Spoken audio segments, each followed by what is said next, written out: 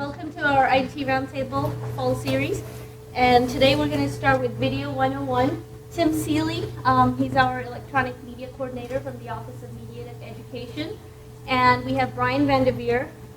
He's our Web Presentation Technology Coordinator. That's a mouthful for me. They're both here and they're going to talk about videos and they'll show us, they'll talk about tips and tricks, and I know that Tim will talk a little bit about how to create your videos and all that.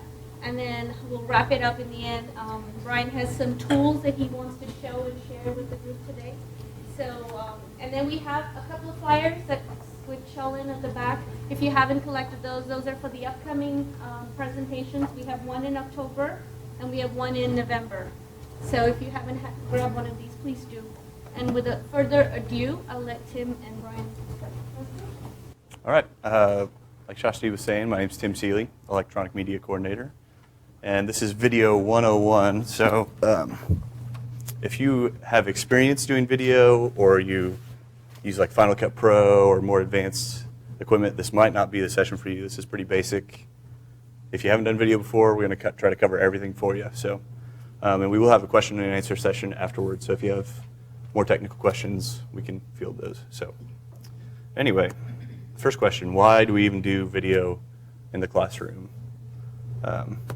In today's modern age, you got Facebook, you got YouTube, text messaging. Students can only pay attention for like 2 minutes at a time, it seems. So video is a great way that you can package something real neatly. It's concise, it looks good, it engages people for a short amount of time, and people retain the information pretty well through video. So I found this interesting article online by Scott Carlson. We'll just read this real quick. Born between roughly 1980 and 1994, the millennials, that's the current generation of college students, have already been pegged and defined by academics, trend spotters, and futurists. They're smart but impatient. They expect results immediately. They carry an arsenal of electronic devices, the more portable the better. Raised amid a barrage of information, they are able to juggle a conversation on Instant Messenger, a web surfing session, and an iTunes playlist while reading 12th Night for homework. Whether or not they're absorbing the fine points of the play is a matter of debate. Most important, Mr. Sweeney and other observers say millennials expect to be able to choose what kind of education they buy, what, where, and how they learn. To meet the demands of these new students, they say, colleges must rethink how they operate. Imagine classrooms that incorporate more videos and video games, classes that meet electronically to fit student schedules, students who choose to learn from each other rather than a professor, and courseware, search engines, and library databases that are animated, image-based, and interactive. So, I'm sure some of you have heard some of those ideas and concepts before. It's not exactly new news. But video is a great way to transport. If you have a classroom of 200 people, you can't take a field trip very easily. Or if you're just trying to go to a different country, history, culture, complex interactions between molecules, different things like that, video is a great way to present that information. So. This isn't the 70s, though. So some of you probably have some of those old tutorial videos. You got people wearing the really short jean shorts, the really long, crazy hair. Sometimes that's okay, but you want students to remember the information and not what shirt the guy was wearing. So if you can update your video library, I highly recommend that. So we're just going to jump into the video overview here. I've got 3 really basic tips for shooting decent video. So you don't have to be professional, but if you follow these tips, you won't look like, America's Funniest Home Videos, kind of crazy handy cam, can't see what's going on, can't hear anything kind of thing. So first step, use a tripod. It's really basic, really easy. You can get it $50 at Walmart, and that'll help a ton. So whether you're doing a talking head or videotaping a lecture, anything like that, tripod helps a ton. And then just basic photography rules, the rule of thirds. Are any of you familiar with that? Any photography people in here? So the rule of thirds, basically what that does is you just do lines in the middle of the image. And our tendency is when we have a camera, we're just going to center the person, put them right in the middle of the screen. And just by shifting them over a little bit, it makes the screen more interesting visually. you can tell the story a little bit better. Say we have a highway or something going along. If you put it through these intersecting points, it looks a lot more interesting, and it's not just a static, boring kind of image. And then the third thing, good audio. It doesn't help any if you spend $2,000 or $3,000 on a really nice camera, and then you're just trying to pick up the audio that's on the camera. It's not going to sound any good. If the camera's back there and I'm speaking up here without a microphone, it's going to sound really bad. And I tried to find this quote online, and I couldn't find it, but I think it was George Lucas that said something like 90% of his films were audio. And that's really true. Like if you watch MTV or go to a 50th anniversary or something, and they have a slideshow, the pictures are horrible, crazy transitions, it doesn't look that great, but they put a sappy song to it, you got people crying all over the place. So audio is very, very important. So the application I'm going to be showing you guys today is iMovie 06, which is, iMovie is one of the first free consumer video applications that came out there, introduced by Apple. And in my opinion, it's the easiest and best way to get started if you haven't done it before. So we'll get started here. Just out of curiosity, how many of you have video editing experience? Okay. All right, so this is the iMovie interface. If you buy a Macintosh, it comes with this program. And Apple just came out with a new version, which is a little different than this, but I think the majority of people still use this version of iMovie. So basic layout, you've got the video screen here on the left side. On the right side is your clips bin, which is where all of your video that you've shot is located. And then the bottom here is the timeline. So I will say there's a ton of different cameras out there now. So there's, it can be confusing because there's SD cards, there's HD, mini DV, DVD, HDV, and it can get really confusing. It's sort of the standard until about a year or two ago was just mini DV, which is video that comes on these little tiny tapes about this size. And you capture that through a FireWire cable. So basically the way that works is you hook your camera up to your laptop, and then your laptop is going to function like a VCR. But in this case, I have a camera built into the laptop. So you can see the interface. When you plug your camera in, you'll hit record, and what's playing on your camera will be transferred to the laptop. Okay. So this is just some random footage I shot. I went to India a couple summers ago, and I already saved us time by putting everything on the laptop last night. So on the interface here, you've got your clips here, and most of the work that you'll be doing if you're using iMovie is on the right side of the screen. The timeline is where you arrange your clips, but on the right side is where you do all your editing. This is where you can insert pictures, music. You can record voiceover with this little handy tool. This is where you put in titles, text. So pretty much anything that you want to add to the video, this is where you're going to do it. So we'll just take a clip here, and we'll see how well you guys can hear back there. But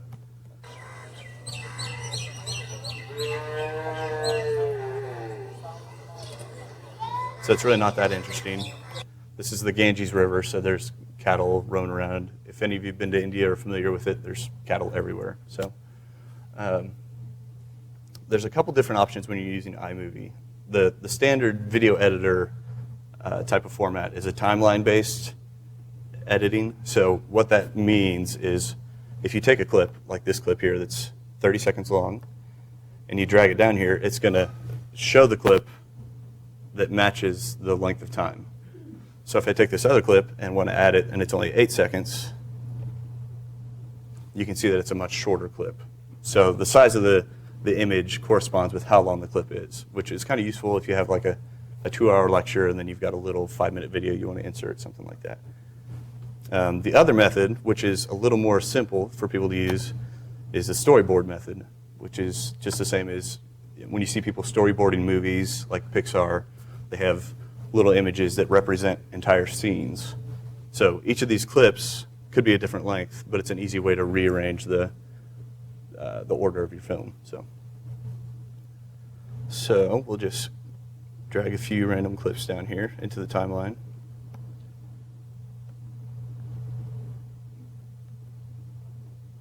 And you can see it's real easy. It's just drag and drop. You just click on the video and drag it down into your timeline. And I prefer the timeline view, so we'll do that. You can zoom in and out, so you can see how it affects. Everything stays the same ratio. So if a clip's this big and then another clip's this big, when you zoom in, it's going to keep the same proportions.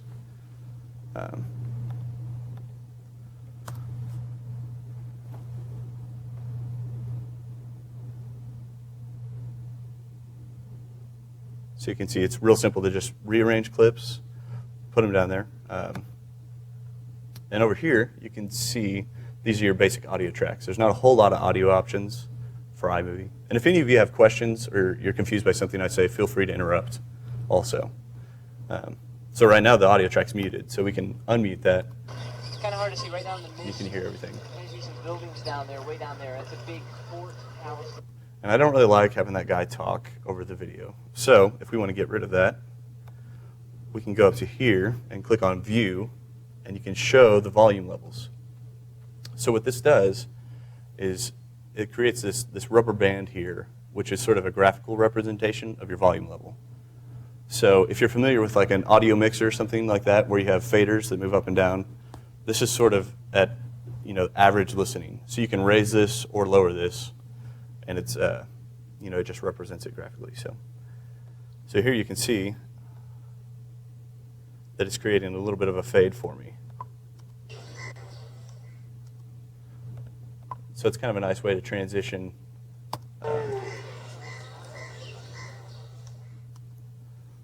You can smooth out rough edges. You can cut out if somebody hits the microphone like this, you can cut that audio out, and then it's not scaring people. So since I don't want the audio of this guy talking here, it's kind of hard to see right down in the mist. There's some buildings down there, way down there. I'm just going to lower this, and effectively gets rid of the audio. With the basic editing application like iMovie, there's not a whole lot you can do as far as fancy editing techniques, but for the most part, you don't need a whole lot of fancy techniques anyway. So what you can do is you can cut and trim your clips very easily. So this clip with this guy, I kind of like the second half of it a little bit better. It looks a little more interesting. So what I'm going to do is I can select the clip in iMovie, and I can split the video clip. So what the computer is going to do is just cut that and make it 2 different video clips. And if I don't want this first part, I can just click on it and delete it, and it gets rid of it. So it's real simple, real straightforward. And yeah, go ahead. Did you retain the whole file though, or here? That's a good question. There's a lot of times video editing is non-destructive. So what that means is you put all your video footage on your computer, and it keeps it all in, say, your clips bin. Then when you bring it down to your timeline, if you make changes, cuts, edits, and like that, you still have all of your original footage. In iMovie, it's not like that. So if I delete something, yeah, or edit undo, or I think there's a trash can here which you can pull that up, and it keeps a record of most of your clips. So yeah, good question. So if you delete something, it's for your purposes, it's gone, unless you want to take it back out of the trash. So let's spice this up a little bit. Let's put some music on here. So we click on the Media tab, and you can see it brings up your iTunes library. It brings up GarageBand. Any of you that are familiar with Macintosh products, or if you have an iPod or walk on campus, you should know a little bit about iTunes probably. So, and I don't think I've added this. I made a little audio file last night using another application. One thing you will be cautious of when you're editing video, if you're wanting to post it online or distribute it in any sort of fashion, is copyright.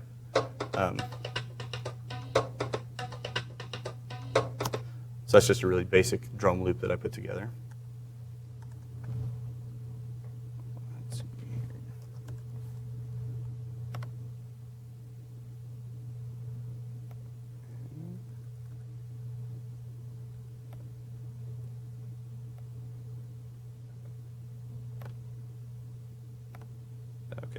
So here's the file that I created.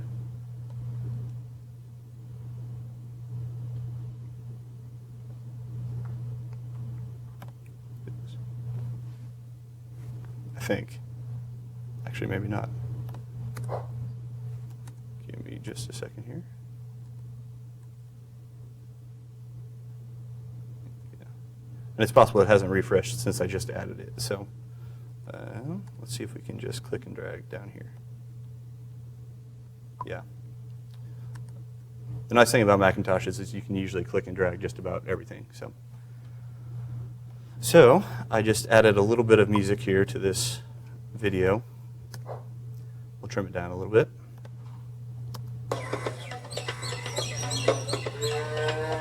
And the background noise is a little bit overwhelming still, so we'll just trim that down.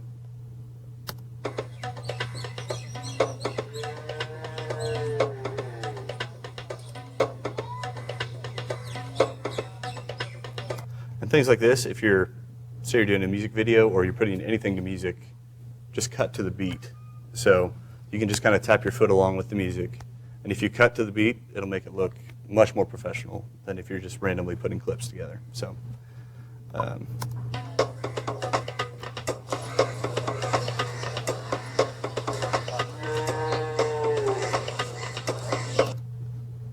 anyway, there's that. You can also add photos real easily. This is Brian's laptop, though, so I don't know what photos are on there. So we won't add any photos right now, but it's real simple. You can click and drag them down to the timeline. It works just like a video clip. It's real straightforward. And then we'll go through here just a little bit. Say you want to add, yeah, go ahead. The same way. You can't see it very well because the lines are purple, but there's a rubber band right there also. So, yep, good question. So, say you want to put a neat little title at the beginning of your video. So let's just do a simple centered title. So, my trip to India, starring Tim Seley.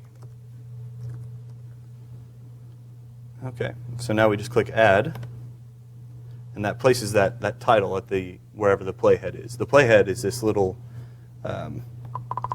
triangle here that you can use to move around the timeline, jump around, and basically you just use that to tell the computer where you want to make any changes, where you want to make an edit. So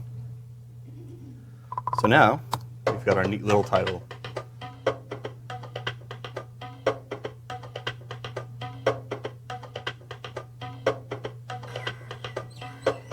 And I'm not actually in any of this video because I was the one that shot it. So, okay. And most of these programs come with tons and tons of different features and little eye candy and things like that. If you're putting a video together that you really want to present to people, keep that to a minimum. When you watch TV, mostly all they do is just straight cuts. They don't have star wipes, crazy transitions, things like that. I mean, you can do it, and it's fun for 5-10 minutes. But then after that, you probably don't ever want to use it again. So,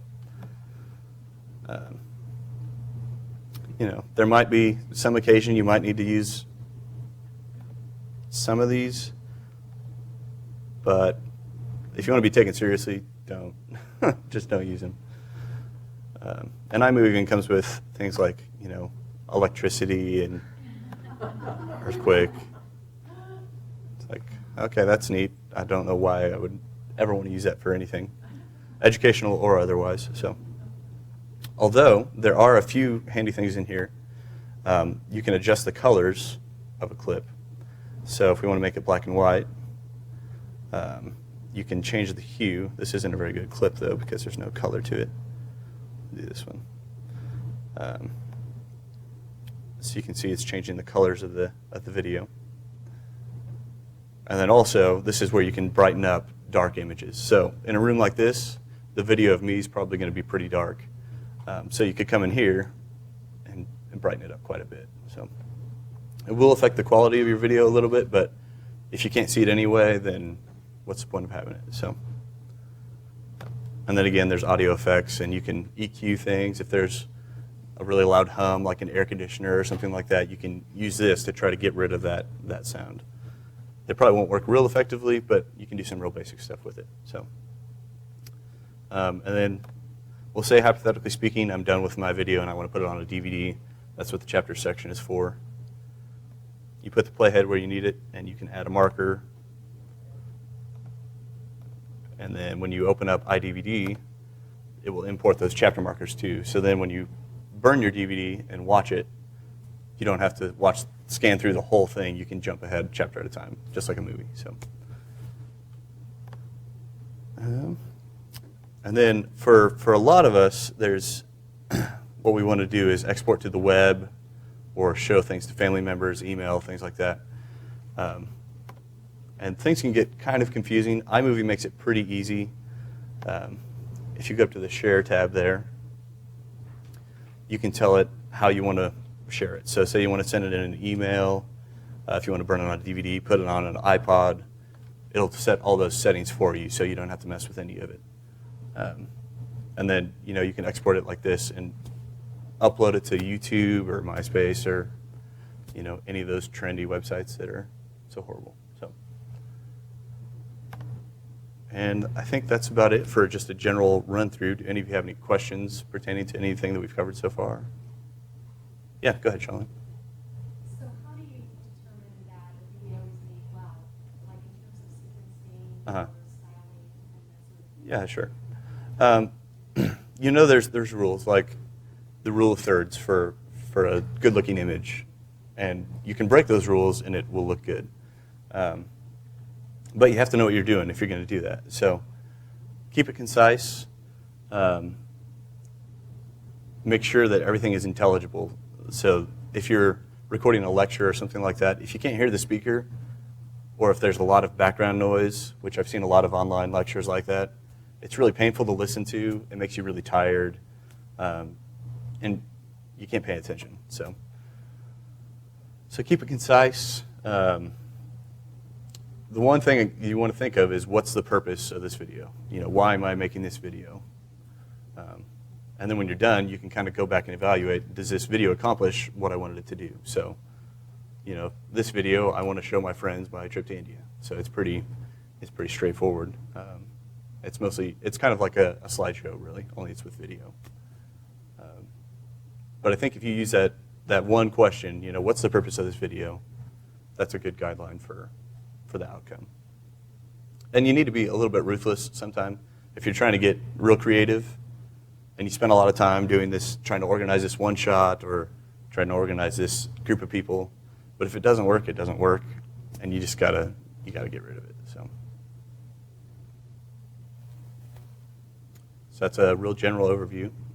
Bryan, do you want to do your thing now? We can do a question and answer afterwards.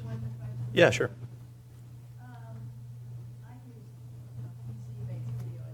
Overlap the clips so they dissolve. Yeah. Yep. Can you do that? Yeah, that's where this these transitions here. They have all these crazy ones, but then there's also just basic fades, across dissolve, which is kind of what you're talking about. And the way that works is you just take the transition and drag it down to the timeline.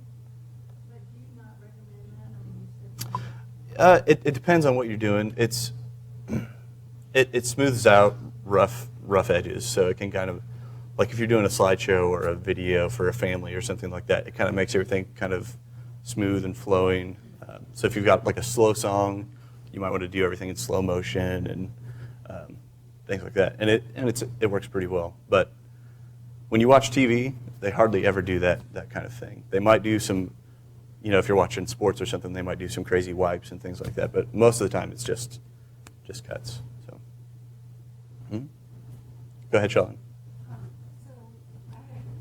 So if we're trying to look at a videotape and see how it's been digitally manipulated, Uh-huh. go to the code to see where it has been manipulated, or is it vertical to top? It depends. A lot of the video that's online now is Flash based, so that's like YouTube. Most websites that you visit use Flash video now, and it's real hard to tell unless you open up the web page and look at all the code. You might be able to figure it out, but usually not. You can include like authoring information in QuickTime and Real Media, which we use at the university. So you can put your name on it. You can put copyright information, things like that, and it's, it'll show up readily available. So, but as far as where it was done, if they didn't put it in there, then it's not going to show up. So, there's a couple other questions. Go ahead. Can you share in one file in more than one format? I mean, Yeah. can you go back then and edit it once you've done that? Yeah, you can. One thing that's difficult about that, though, is like this is basically, we'll call it raw video. So it's a, DV video like this takes up about 13 gigabytes for 1 hour, which you can't upload that. So when you're done with your video, you compress it using QuickTime or Real Media, and that'll shrink the file size and retain most of the quality, but then you have to have a special player for it, like Real Player or Flash Player or QuickTime. So you can take that video when it's done, but if you want to edit it, you're going to have to turn it back into this digital video. And then it doesn't look as good because it was already been compressed once, so then all the artifacts are there. Then you edit it, and then you recompress it again, so you lose some quality. But So you would have to import the QuickTime video. right. You Right. want to work with the original. The way he's talking Yeah. about is like making a copy of a copy. That's never going to be as, Yeah. so. And it's not like a CD, it's like an old tape. So you copy it, and there's more and more hiss with each generation. So, and a lot of times video quality is good enough that you can do it and people won't notice it these days, but it just sort of depends on your source material. So. But the raw video is still there or not? If you, Still there. Yeah, it's still there. Yeah, when you save it out, you actually save it as a separate file. So your raw video that you've been working with is still there in its format. yeah, like it'll stay in the project file and everything like that. So. Mhm. Are there any techniques or things that are shown to improve learning or retention? Make students want to look at it again? I mean, I'm sure that's kind of a hard question to answer, but if it looks good and it's exciting or interesting or funny, it's just sort of those basic kind of things, that's going to engage a student a lot better than someone sitting at a chalkboard for an hour. Because if you're expecting someone to sit at their computer and watch that for an hour, that's not going to happen very well.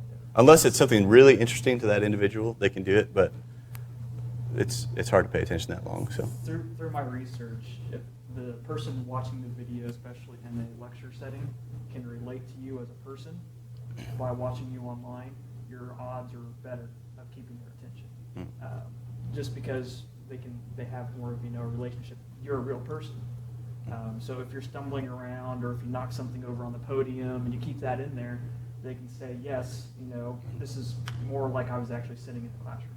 yeah, And so they seem to like that a little more than a raw, sterile video by itself. yeah, mistakes are great because it makes you human.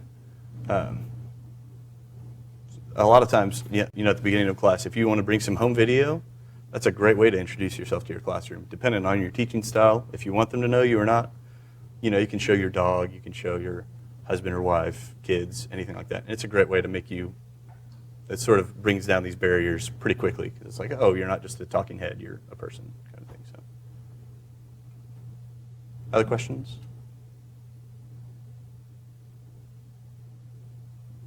Okay. And if you have more advanced video questions, feel free to ask me too. I'd love to answer. So I'm going to switch mics real fast. yeah. All right, so kind of one of the things I want to talk about, kind of getting away from this things. One thing that's kind of important too is lighting. You'll notice in a lot of classroom there are lights over the podium. So if you're going to be recording in a classroom, try to stay in that. So for example, there's no light in this one. So the camera is not going to pick me up very well. But if I just happen to move over to this one, the camera is going to pick me up a lot better. And you'll notice that in a lot of classrooms. There are little overhead lights above the podiums. So if you dim all the switches, there should be a dedicated switch either on the wall or by the podium to turn that one light above you on. So that way you get picked up a little better there. Another thing I've seen a lot of, when you watch the news, You see a lot of, sometimes the news anchors forget that they're wearing a striped shirt, and you get that kind of buzz effect going on. So try to stay away from vertical stripes, small stripes, because when the camera picks you up, you'll see kind of a blurry effect on you. So keep that in mind. Some of the things I want to talk to you a little bit about. K-State Online. So most of us, when we're going to record a video, we want to put it onto K-State Online. The formats that we support in K-State Online for streaming are real audio or real video, Windows video files, and QuickTime. All three of those different formats will stream. Now that doesn't mean you can't upload other types. That just means they won't stream real time to the students. The other files like MP3s or MPEG-4s will want to be downloaded locally for the students. So depending on your content, if you want it streamed or if you want it download, will determine what file format you save it as into K-State Online. One kind of bug that we're working on, for the kind of flip side of this, off of the Apple side to the free Windows movie, is Movie Maker for the Windows side of things. And if you save a Windows video file and upload it to K-State Online, it'll be a WMV file. Now this is handy because we've actually run into this quite a bit this semester. If you upload that WMV file, it'll play fine in Internet Explorer, but will not work in Firefox or any other browser. So the way around that is, instead of saving it as a WMV, you just change the file extension to WM, and then it will work. Don't ask me why. It just doesn't like the V on there. But if you take off that V, it works fine.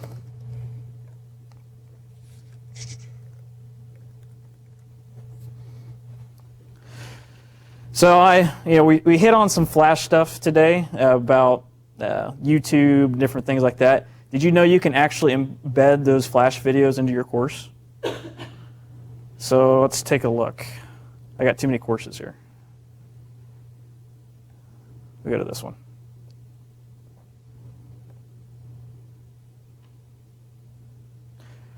So one way to do it is actually within your announcements. You can actually take that video, that Flash video, and embed it right into your announcements page. So let's say you had a welcome video to introduce yourself. You could go ahead and take that Flash video, put that right in the announcements, and that way students, that's kind of bam, the first thing you see. Yeah. No. It has to be an embedded file, unfortunately, at this point. But one thing you can do, the nice thing about a lot of these sites, is it will take any type of file format and convert it to Flash for you. And I'll show you one of those sites a little later here. So this one's actually kind of a neat video I found. It's about the power of video editing, how you can do some various things with colors, transitions. And of course they are not using iMovie for this, of course.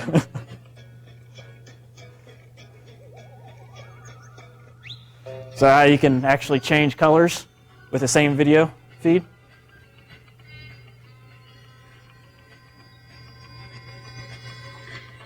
And then some of the commercials that we see on TV, how they did the commercials.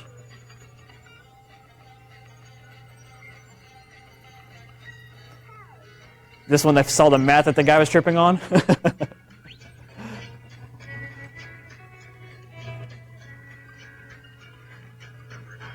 Took out the rake.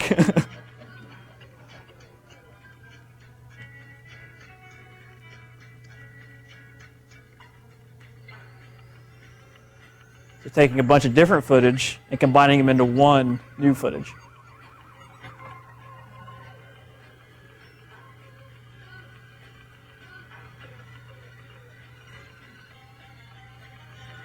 Changing with lighting and different backgrounds.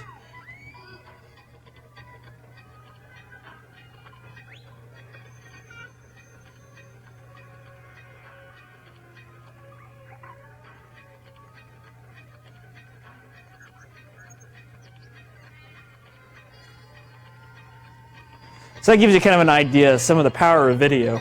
A a lot of things that we see on video, it's been so manipulated and they've done so many different effects to it that really what you see isn't really what happened anymore. So, and you can use that for certain things, transitions, different effects. You can kind of get some of those things going on with your videos. So this is one way you can put videos into your announcements. You can also put it into your actual course content.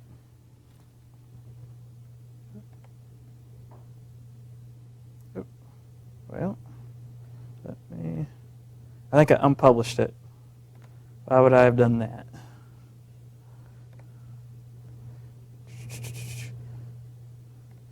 So I'll actually show you how I did it. So here in the modules, I just picked where I was at. And here's a video file. So what I did was I embedded in my description, I could put an embed URL here. So if I preview it, yeah, I promise it was working. Save that back out.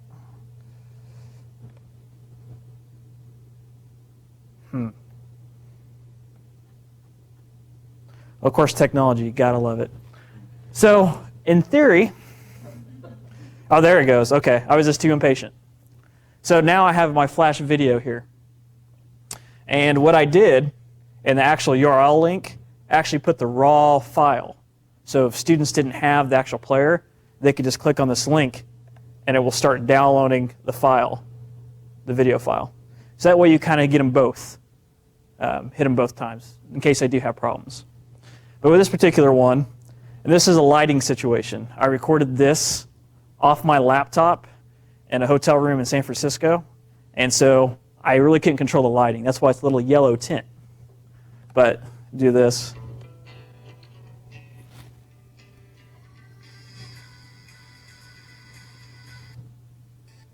It's buffering. Hi, I'm Bryan. And so basically, what I did was I interviewed this person from Tegrity, who is a capturing software corporation. And I was actually recording this in the Denver International Airport, this particular session. And what I did, I just used my laptop, used the camera built into it. And you have that flexibility, today. Use what you have. You don't have to use a high-dollar camera. Use the resources that you have. Because once you put it online, the quality is going to degrade. And so no sense of using a $3,000 camera when you're just going to post it and stream it on K-State Online. Because the students aren't going to see that quality. So use what you have. And so I used, the camera here. I used a built-in mic, nothing fancy, and I just did a recording. So that's some things to keep in mind. So any question about the K-State Online side of things? Or this particular one I did from a website called blip.tv. It's kind of a Flash site, which predominantly does shows, video shows. But the reason I did it, because I like their player, because it's very simple. But you can use YouTube, or there's hundreds of different sites like that out there. So the nice thing about it, I saved it as a QuickTime movie file, and then I upload it to this website, and they did all the conversion for me. It gives me the code. I take the code, and I can embed it into any web page that I want at this point. Yeah. Now, are other people around the world also capable of viewing this, or is it set to private? I have it set to private. But then again, I have it on a public website. So, so it kind of goes both ways there.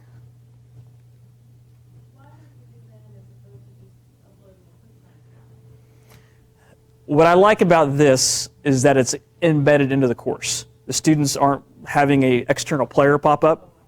So I want them to keep their attention on my course. And then, because most likely if that external player pops up, they're going to be doing other things. They're just going to close that and go off to do something else. Because they get distracted at that point. Unfortunately, students get distracted very easily. Yeah, Sean. On here, you can actually make this full screen as well and different things. That's also why I have the raw video file here to download. So they can actually, that's why I'm presenting it in different means. So that way it kind of helps both angles there. If I have visual acuity issues, or not visual, if I have hearing problems, and, I mean, do you do transcripting, or are there? Well, that would be, if you're going to go that route, you'd have to get in contact with the appropriate people here on campus to do the transcript. You can add, when you do the video editing, you can add text and closed captioning to different things. So if you have a learner who is impaired, you have to do that kind of ahead of time. You can do it after the fact, but it's nice to kind of already have your ducks in a row when you're doing the video. That way you can have everything in an appropriate place. Right. Is that going to convert over so it's flash within my hot link? I have not tried that. That would be an interesting test. It does it with real media. It doesn't. Right. So I don't know. So what she's talking about, in QuickTime, you can have hot links. So if you click a specific part of your QuickTime movie file, it'll actually either launch a web page or it'll do certain things within the actual video itself. But in Flash, I don't know if that converts over. I haven't purchased that software yet. Let's see. So Flash, it's kind of the way everything is going. The flip side of that is people say, well, Flash, it degrades the quality. Anymore, it doesn't. I've subscribed to a blog that's a video blog, and a guy uses an HD camera like this one right here. And I was really impressed at how clear the image was. So, and students are very familiar with Flash. They like it. It's a YouTube generation. You know, if you can get YouTube on your cell phone, they want to see it, you know, as much as they can. So there are some possibilities here within your course. And to do the Flash, you just have to upload it or convert it to a Flash movie file and then upload it at that point. I'm trying to kind of get like an idea of how you might use this in a longer class setting. Like, would you put multiple videos on the same module with maybe some text mixed in? Yeah, you sure could. Yeah. One of the ways I've done it.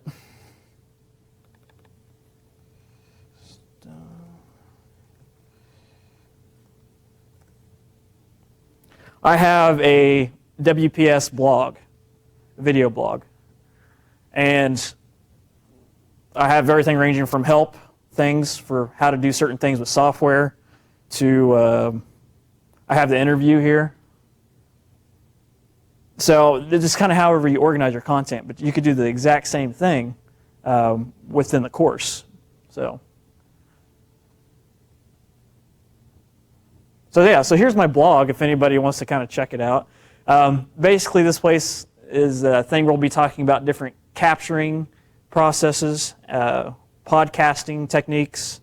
We'll be probably interviewing faculty down the road, different things like Horizon WIMBA, Integrity, various things that way. So any questions on that? It's pretty straightforward. Yep. Is Flash, is that a secure streaming video just like time where it came down? That's kind of a double-edged sword.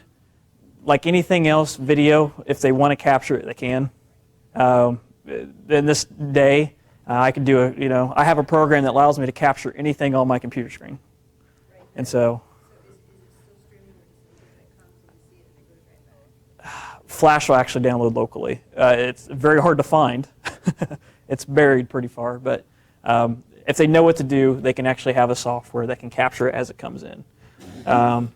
Most students don't necessarily do that, especially if you make it available to them. Now, if you make it available to them and take it away, a lot of faculty don't realize is students really don't want to capture most of your content and keep it. They want to just watch it once, if they watch it at all, and then not look at it ever again. So it's kind of one of those things that we give too much credit to students and how crafty they are. They might want to do it for some funny things, but for the majority, they just want to watch it once and fast forward and skim over it. So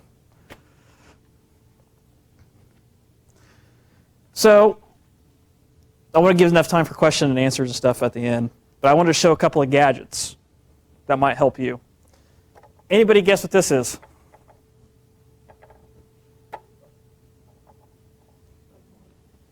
This is a teleprompter.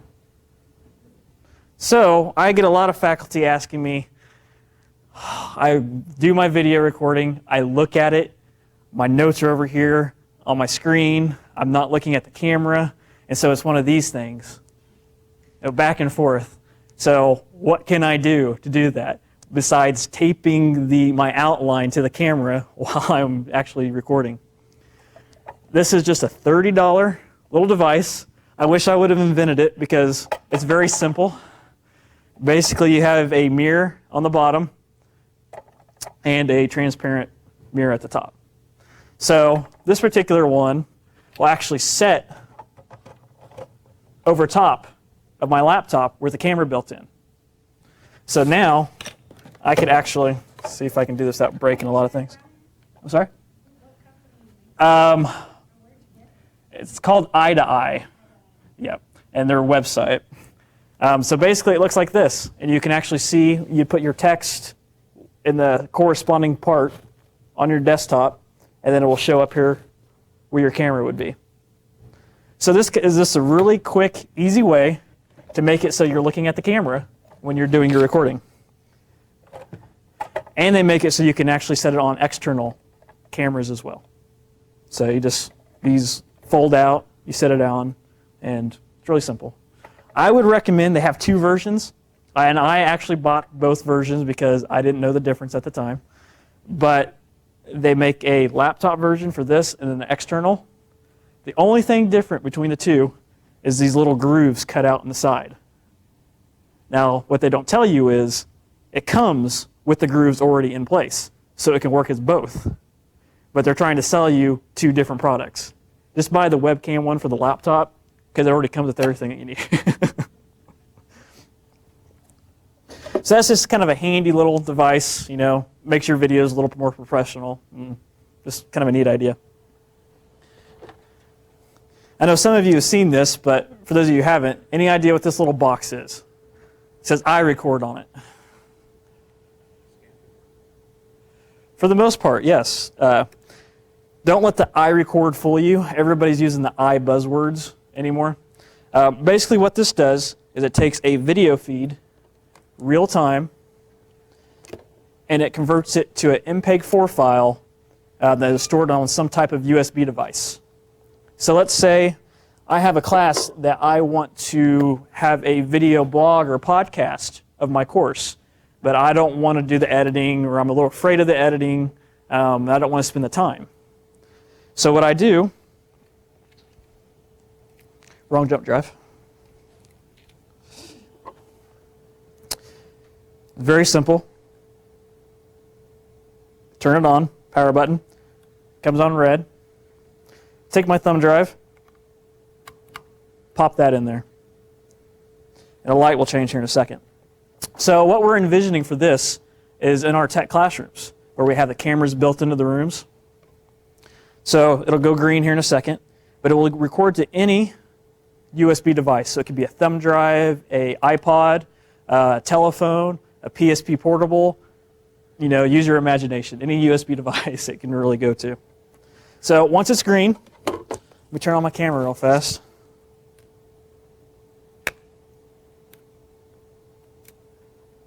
Okay, so we get that going. So once I'm ready with the camera and I'm ready to record, I just hit the record button here. And that starts to flash. So now it is recording everything that I'm doing. I'm zoomed in here. So you're all going to be on my new video. So once I'm done with that, I hit the record button again. So now it's green. Take my thumb drive out.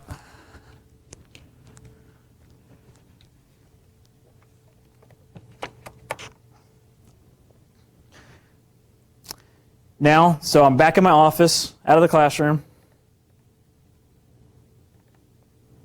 It automatically recognized that I had other recordings on here, so it automatically puts it to the next number.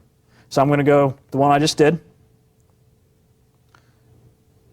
So this is where I was kind of zoomed out or zoomed in too far and blurry. But now, and that starts to flash. So I'm going to zoom out here in a second. All right. So now I have this file that was encoded into a podcastable file format without any editing or without any conversion that I can put straight to K-State Online. So normally this process, if I were to do it on the computer with a regular camera and take the tape, could take me up to 3 hours to do. And I did it in a matter of seconds after I was done. So this is really handy because it saves you a lot of time, a lot of effort, and it's simple to use. Yep. You can actually, it can be anything. That's nice. It could be, yeah, it could be even a DVD. You didn't hear me say that. It could be a DVD, it could be a VHS, whatever video input. So you could just hit play, hit the record. One of the way they're gearing this is to actually record your TV shows, so you can have it on your iPod. Is what they're gearing it towards. And we're like, we could use this in a lot of different ways. So you just hook up your video input off the camera, and then hit your record, and it'll go ahead and capture any type of video source at that point. Approximately, retails for $199, which is very cheap for what it's doing. And we're actually trying to work on a partnership with the company so we can get them cheaper and buy them in bulk.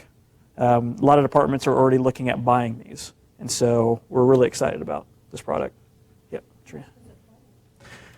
Good question. It depends on your USB device. So for my little jump drive here, it's a 2 gig jump drive. This device encodes 3 hours of video per gig of space. So I could hold 6 hours of video on my jump drive.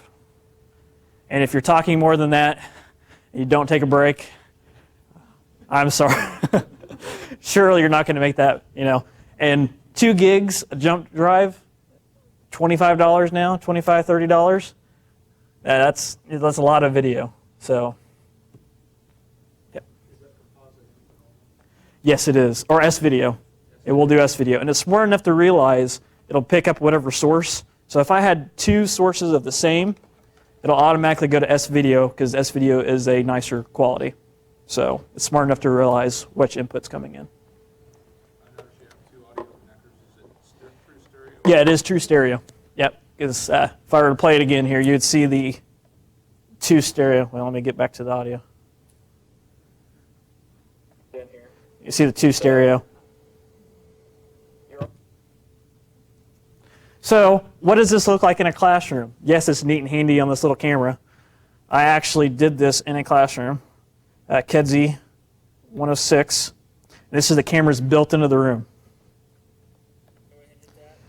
So we don't necessarily need to listen to me again, but so you notice really good quality. They're not fancy cameras in the room. Yeah, the audio is really, I'm actually really surprised how well the audio comes through. So, and one thing I found out that I didn't even mean to do, MP4, yep. Yes. Yes, you can, and do it that way.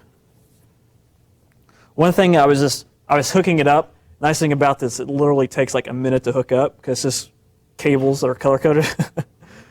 And so, it's funny because I was watching their training video, and the lady actually put in the wrong color codes as she was talking about, it's so easy because it's color coded. And she had the wrong colors going into the wrong spot. And I was like, wow, okay. So it's not that easy. You still have to look at what you're doing, but still, for the most part, it's still pretty simple. Yeah. It does not stream, so this is going to be a downloaded file.